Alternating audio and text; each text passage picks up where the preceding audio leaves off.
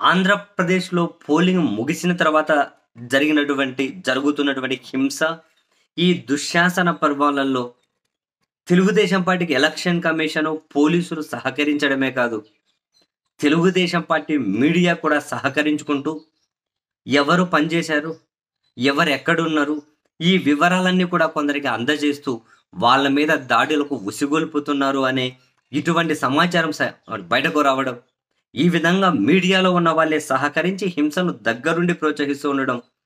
అసలు ఇంతకు మించిన శాడిజం, సైకోయిజం ఒక మీడియా అనే వ్యవస్థ చాలా కీలకం. కనీసం అటువంటి వాళ్ళు ఇటువంటి వాటిని ఖండించకుండా దగ్గరుండి ప్రోత్సాహం అందించే విధంగా కొందరి సమాచారాన్ని షేర్ చేస్తూ ఉండడం. ఏం అరాచకత్వం రా బాబు నిజంగానే.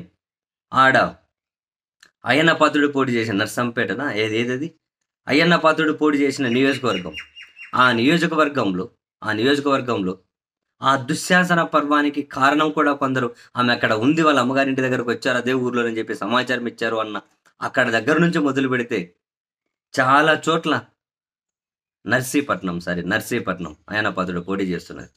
చాలా చోట్ల ఇటువంటి సమాచారం మీడియా వాళ్ళే విలేకరులు ప్లస్ టీవీ వాళ్ళే అందిస్తూ ఉండటం దేనికి సంకేతం?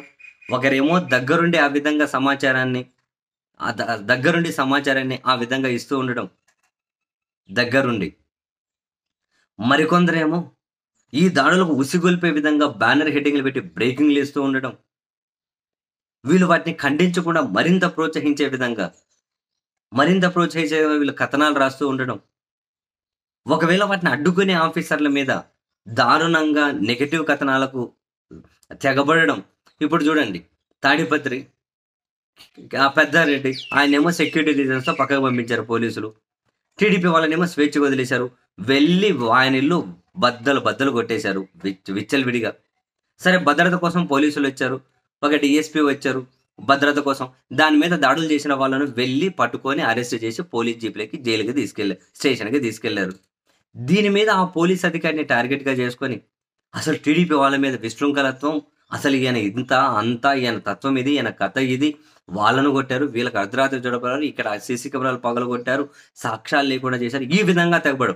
మరి అంతకుముందు ఏమైనా గనక ఆ కేతిరెడ్డి, పెద్దారెడ్డి వాళ్ళ ఇల్లు విచ్చలవిడిగా ధ్వంసం చేసిండేది రాయరు దరిద్రులు. మీ బతుకు జడ. ఎందుకురా మీకు మీడియా సంస్థలు? మళ్ళీ మీడియాలో ఎందుకురా బాబు మీలాంటి వాళ్ళందరూ కూడా? వీళ్ళు హింసను డైరెక్ట్‌గా ప్రోత్సహిస్తున్నారు మీడియా ముసుగులు. ఇలా ఇన్ఫర్మేషన్ షేర్ చేసి ప్రోత్సహిస్తున్నారు.